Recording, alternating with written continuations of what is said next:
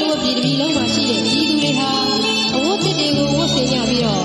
ထွန်းလုံးပေါင်းတစ်ထောင်ပြင်ဆင်လို့သုတ်တော်ရဏမင်းကြီးနဲ့တကွဘုမတေရောပြည်သူတွေပါရှင်သွဲတဲ့ရဲထွန်းမင်္ဂလာသဘင်ပွဲကိုမင်းကြီးကသားတော်အလောင်းမင်းသားလေးကိုပါခေါ်ဆောင်ခဲ့ပြီးအရေးအဝါဒကောင်းလို့နဲ့သဘုတပြေပင်ကြီးရဲ့အောက်မှာကမလာကင်းပြီးတော့သားတော်ကိုကောင်းမွန်စွာထားပါတယ်တင်းနေကလကမျက်နှာကျက်တို့ကိုလည်းတက်ဆင်ပြီးအဆောက်အနေတို့နဲ့လုံခြုံအောင်ထားလို့မင်းကြီးဟာကိုတော်တိုင်းလက်ထွန်းမင်္ဂလာကျင်းပရာကိုကြွစီလို့သွားပါတယ်ဒီကောင်းသောအလောင်းတော်မင်းသားလေးကိုစောင့်ကြပ်နေတဲ့ဒိန်းတော်တွေဟာလက်ထွန်းမင်္ဂလာတပင်ကိုကြည့်ကြကြတာနဲ့တင်းနေကလကအတွင်းကအပြင်ကိုထွက်သွားလိုက်မှာကိုတော်မြတ်ရဲ့အနီးပစုံတရားမှမရှိပဲတင်းမလင်းခွက်ခွေလို့ခွက်လေးဝင်လေးအာနာပါနာတတိဘာဝနာကမ္မထံစည်းပြန်လာယူပါဝစရပထမဇန်ကိုရတော်မူပါ